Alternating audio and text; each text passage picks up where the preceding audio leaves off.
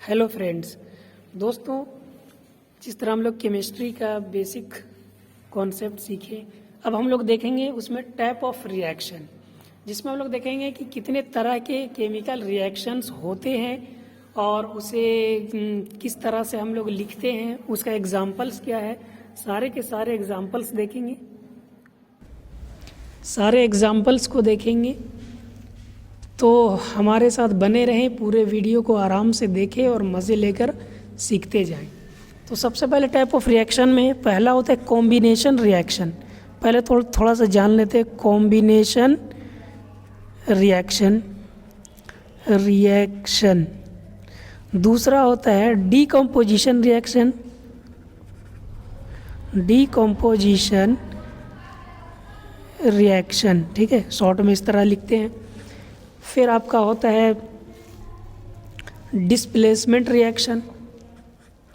Displacement reaction, ठीक है। फिर आपका होता है double displacement reaction. Double displacement reaction.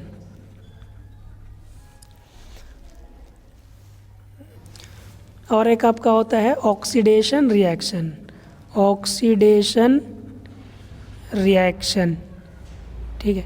तो इतने तरह के रिएक्शन को हम लोग आराम से एक एक करके समझते जाते हैं। सबसे पहले लेते हैं कॉम्बिनेशन रिएक्शन, ठीक है।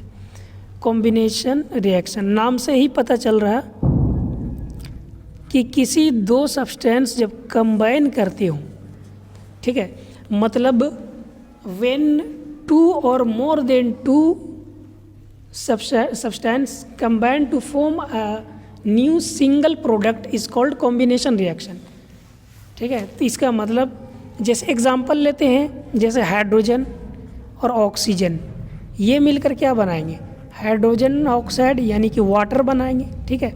तो ये एग्जांपल हुए कॉम्बिनेशन रिएक्शन के, यानी कि दो सब्सटेंस मिलकर एक सिंगल प्रोडक्ट बना रहे हैं। इसको बैलेंस इस तरह से करते हैं।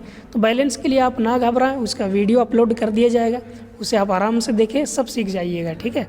यहाँ पे हम लोग सिर्फ एग्जाम्पल पे और डिफिनेशन पे ध्यान देंगे। फिर आपका एग्जाम्पल और ले सकते हैं, जैसे आपका कैल्शियम ऑक्साइड वाटर के साथ जब इसको मिलाया जाता है, कैल्शियम ऑक्साइड, इसका नाम है क्विक लाइम, यानी क्विक लाइम, बिना बुझा हुआ चूना।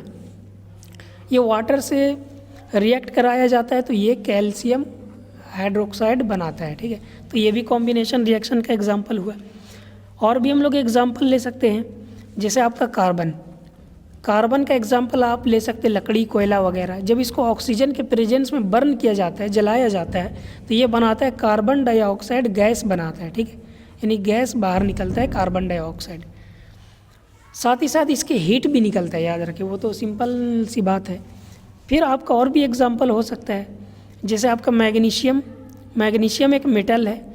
मैग्नीशियम रिबन एग्जाम बुक में आप एक्टिविटी फर्स्ट में मिल जाएगा। मैग्नीशियम को जब ऑक्सीजन के प्रेजेंस में जलाया जाता है तो मैग्नीशियम ऑक्साइड का ये बनाता है, मैग्नीशियम ऑक्साइड प्रोडक्ट बनाते हैं जो कि राख होता है, ऐश ऑफ मैग्नीशियम ऑक्साइड, ठीक है। दूसरा हम लोग देखते हैं डीकम्पोजिशन रिएक्शन। ये थोड़ा इम्पोर्टेंट है, ये तो सिंपल एग्जाम्पल था। सेकंड है डीकम्पोजिशन रिएक्शन, यानी डीकम्पोज का मतलब क्या होता है, वर्ड में ही छिपा हुआ है कि डीकम्पोज मतलब टूटना। किसी एक सब्सटेंस का दो या दो से ज़्यादा प्रोडक्ट में टूटने का नाम ही डीकम्पोजिशन रिएक्शन कहलाता है, ठीक है। जैसे आप एग्जांपल ले सकते हैं कैल्शियम कार्बोनेट, CaCO3। ये क्या है, कैल्शियम कार्बोनेट, जिसका नाम है सिलेक्ट लाइम। ये संगमरमर मार्बल का भी केमिकल फॉर्मूला है CaCO3। ये चट्टान के फॉर्म में ज़मीन से निकलता है। इसको जब बहुत ज़्यादा हीट किया जाता है, हीट के लिए हम लोग या तो इंग्लिश वर्ड में लिखते हैं हीट, या तो इस तरह डेल्टा का साइन लगा देते हैं। जब इसको हीट किया जाता है तो ये बन जाता है कैल्शियम ऑक्साइड, यानी कि क्विक लाइम में टूट जाता है, ठीक है, क्विक लाइम। यह आपका और साथ में टूटता है क्या चीज़, कार्बन डाइऑक्साइड गैस भी इवॉल्व होता है, निकलता है, ठीक है। तो ये एग्जाम्पल था। अच्छा हाँ, याद रखें, डिकम्पोजिशन मतलब तोड़ना है, किसी सब्सटेंस को दो या दो से ज़्यादा प्रोडक्ट में तोड़ना। और तोड़ने के लिए याद रखें ये केमिकल कॉम्बिनेशन से बना हुआ है कैल्शियम कार्बोनेट। इसको तोड़ने के लिए हथौड़ी की ज़रूरत नहीं है, हैमर का, बल्कि इसको हम लोग 3 तरह से तोड़ते हैं। या तो हीट के ज़रिए से, जैसे एग्जांपल यहाँ पे हो गया हीट, ठीक है, क्योंकि इस सब्सटेंस को तोड़ने के लिए हीट का ज़रूरत पड़ा, इसलिए हम लोग बोल सकते हैं ये 3 तरह का डिकम्पोजिशन रिएक्शन होता है। एक जिसको हम लोग बोलते हैं थर्मल डिकम्पोजिशन, थर्मल डिकम्पोजिशन जिसका पहला एग्जांपल हो गया। दूसरा डिकम्पोजिशन जो किया जाता है वो आपका इलेक्ट्रिसिटी पास करा कर किया जाता है, जिसको हम लोग बोलते हैं इलेक्ट्रोलाइसिस डिकम्पोजिशन, ठीक है, डिकम्पोजिशन कहा जाता है। इसका एग्जांपल ले लेते हैं, जैसे आपका वाटर हाइड्रोजन ऑक्सीजन से मिलकर बनता है, लेकिन इसको आप तोड़ नहीं सकते हाइड्रोजन ऑक्सीजन गैस में, मतलब फिजिकल मीन के द्वारा, मतलब फ्रिज में जमा के मतलब बहुत ज़्यादा इसको क्या बोलते हैं, हीट देकर, टेम्परेचर बढ़ाकर। तो वाटर में जब हम लोग इलेक्ट्रिसिटी पास कराते हैं तो ये टूट जाता है किस चीज़ में, हाइड्रोजन गैस और ऑक्सीजन गैस में। तो ये एग्जाम्पल हुआ इलेक्ट्रोलाइसिस डिकम्पोजिशन का। और भी एग्जाम्पल हम लोग ले सकते हैं। थर्ड एग्जाम्पल हम लोग देखेंगे फोटोलाइटिक डिकम्पोजिशन। फोटो का मतलब ये होता है लाइट, ठीक है, और यहाँ पे लाइट से हम लोग नेचुरल लाइट यानी कि सनलाइट को एग्जाम्पल में लेंगे। फोटोलाइटिक डिकम्पोजिशन जैसे एग्जाम्पल हो गया आपका, जैसे AgCl सिल्वर क्लोराइड, ठीक है, इसमें इसको जब सनलाइट के प्रेजेंस में रखा जाएगा तो ये टूट जाएगा Ag में और क्लोरीन गैस में Cl2 में। ये एग्जांपल याद रखें, ये मोस्ट इंपॉर्टेंट है एग्ज़ाम के पॉइंट ऑफ व्यू से। तो यहाँ पे क्लोरीन गैस निकलेगा, यहाँ Cl2 है, इसलिए इस Cl को 2 बनाने के लिए यहाँ 2 लगाएंगे और यहाँ भी 2। खैर ये balance chemical equation next video में आपको मिल जाएगा, ठीक है। ये आपका हो गया सनलाइट का एग्जाम्पल, डिकम्पोजिशन थ्रू सनलाइट।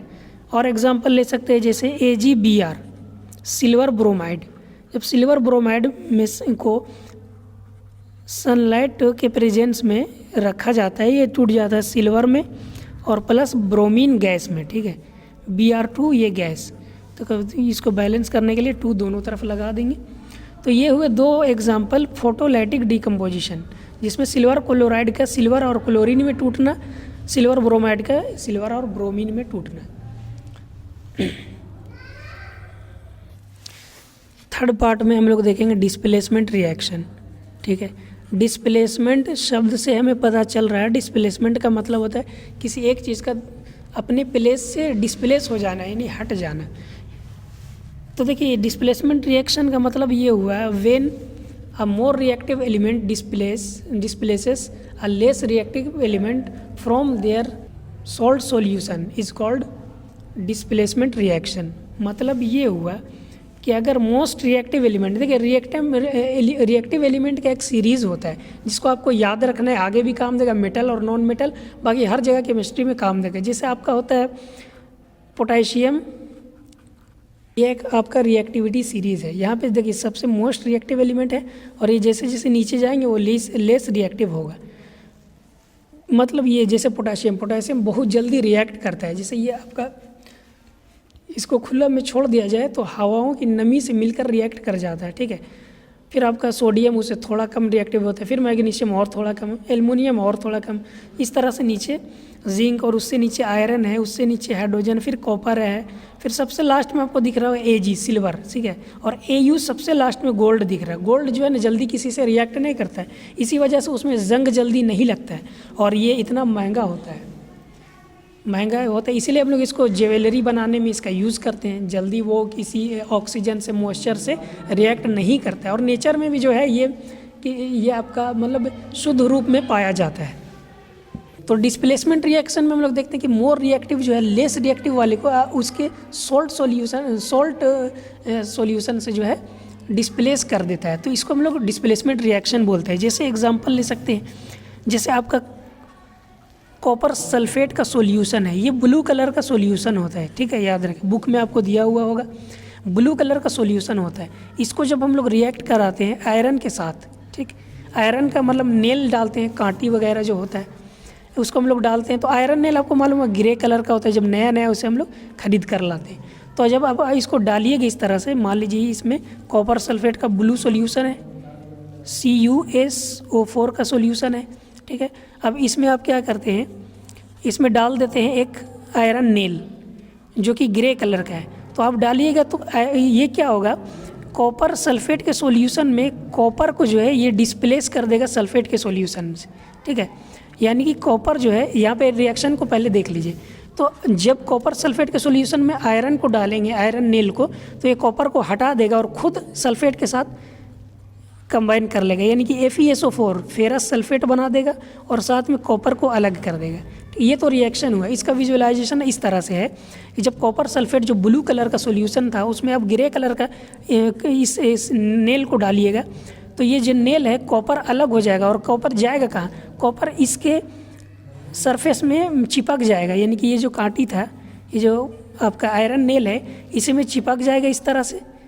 और अब थोड़ी देर के बाद देखिएगा तो जो आयरन नेल था ग्रे कलर का, उसके ऊपर जो है ब्राउन कलर का कॉपर जो है चिपक जाएगा और कलर हो जाएगा ब्राउन कलर का, ठीक है। और इस sulphate solution copper sulphate solution जो ब्लू कलर का था, ये वाला वाटर के साथ जो सॉल्यूशन था, ये आपका हल्का ग्रीनिश टाइप का हो जाएगा, मतलब धुंधला ग्रीन के टाइप का ये कलर चेंज हो जाएगा, ठीक है। क्योंकि कॉपर उसमें से हट के आयरन के नेल कांटी में चिपक चुका है, इसलिए कांटी जो है ब्राउन कलर का हो जाएगा और ये सल्फेट सॉल्यूशन हल्का ग्रीनिश हो जाएगा, ठीक है। तो ये हुआ इसका एग्जाम्पल, ठीक है। ये बना दिया आयरन सल्फेट, ये एग्जाम्पल है। दूसरा आप एग्जाम्पल ले सकते हैं, जैसे CuSO4 कॉपर सल्फेट का सॉल्यूशन है। जब इसको हम लोग जिंक के साथ रिएक्ट कराएंगे तो आप देखिए जिंक जो है कॉपर से ज़्यादा रिएक्टिव है। यहाँ देखिए जिंक जो है कॉपर से ज़्यादा रिएक्टिव है, तो ये क्या करेगा, कॉपर को हटा देगा यहाँ से और खुद बना लेगा जिंक सल्फेट और कॉपर को अलग कर देगा। तो ये भी आपका एग्जाम्पल हुआ डिस्प्लेसमेंट रिएक्शन का।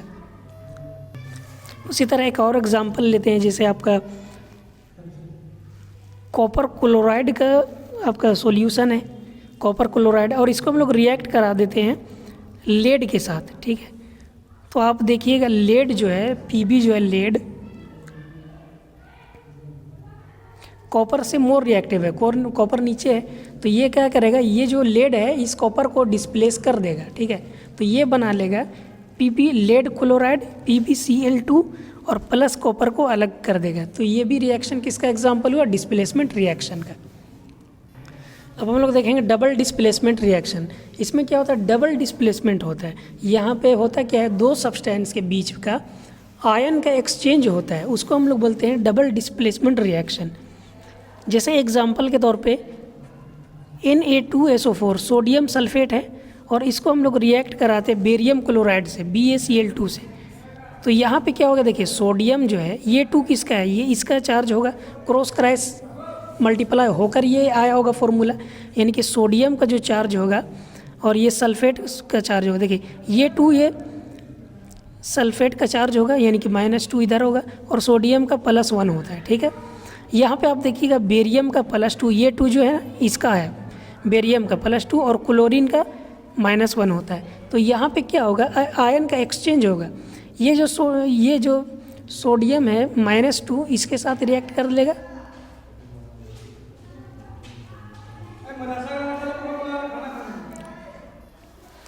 बेरियम सल्फेट के साथ रिएक्ट कर लेगा, माइनस अट्रैक्ट हो जाएगा और सोडियम क्लोरीन के साथ रिएक्ट करके बना देगा। देखिए ये बनेगा बेरियम सल्फेट BaSO4, ठीक है, और दोनों में 2 चार्ज है, +2 -2 वो बैलेंस हो जाएगा, कट जाएगा, ठीक। और प्लस NaCl सोडियम क्लोराइड के साथ रिएक्ट कर लेगा और ये बना देगा सोडियम क्लोराइड। अब यहाँ पे एक चीज़, ये आपका एग्जांपल हुआ डबल डिस्प्लेसमेंट रिएक्शन का, ठीक है, यानी आयन का एक्सचेंज हुआ। ये प्लस आयन इस माइनस के साथ जुड़ गया, ये माइनस इस प्लस के साथ जुड़ गया, तो इसको हम लोग बोलते हैं डबल डिस्प्लेसमेंट रिएक्शन। यहाँ पे बना है बेरियम सल्फाइड और सोडियम क्लोराइड। तो देखिए ये जो सोडियम सल्फेट था और बेरियम क्लोराइड, दोनों जो है वाटर में इस तरह घुले होते हैं जिस तरह नमक और पानी घुला होता है। नमक में पानी को घोलने के बाद कुछ पता नहीं चलता है, कलर भी नहीं पता चलता है और ना ही नज़र आता है। तो इस तरह से दोनों सॉल्यूशन होते हैं, मतलब कि आपको दिखेगा वाटर में कलर लेस के जैसा और ज़रा सा भी नज़र नहीं आएगा। लेकिन जब दोनों आपस में रिएक्ट करते हैं तो बेरियम सल्फेट और सोडियम क्लोराइड का सॉल्यूशन बनता है, यानी एक्वस होता है, वाटरी सॉल्यूशन, और बेरियम सल्फेट ये सॉलिड बनता है। अब आप देखेंगे इसमें जो है दोनों एक्वस था, ये दोनों एक्वस था, और जब ये रिएक्ट किया तो बेरियम सल्फेट बना जो कि सॉलिड बना, ठीक है। यानी कि दो ऐसा चीज़ था वाटर में घुला हुआ जिसमें कुछ भी नज़र नहीं आ रहा था, जब दोनों कंबाइन किया तो बेरियम सल्फेट, जिसको हम लोग वाइट प्रिसिपिटेट बोलते हैं, वाइट पीपीटी बनता है। ये पीपीटी क्या होता है? इनसोल्यूबल इन वाटर सब्सटेंस होता है, यानी कि जो वाटर में घुलता नहीं है, वो आपको फ्लोट करता हुआ नज़र आ जाएगा वाटर में, वाइट प्रिसिपिटेट। तो इसको हम लोग इस तरह के, ये डबल डिस्प्लेसमेंट रिएक्शन का भी एग्जाम्पल है और साथ ही साथ प्रिसिपिटेशन रिएक्शन का। ये आपका वाइट प्रिसिपिटेट बना, तो हम लोग इसको बोलते हैं, एक और नाम से जानते हैं, प्रिसिपिटेशन रिएक्शन। तो ये था हमारा टाइप्स ऑफ रिएक्शन। बचा हुआ है जो ऑक्सीडेशन रिएक्शन और बाकी प्रिसिपिटेशन रिएक्शन तो इसी में हो गया, और जो भी एक्सोथर्मिक एंडोथर्मिक रिएक्शन है वो सब हम लोग आगे की वीडियो में देख लेंगे। तो आप चैनल को ज़रूर सब्सक्राइब कर लें ताकि आपको नोटिफिकेशन मिलता रहे। Thanks for watching.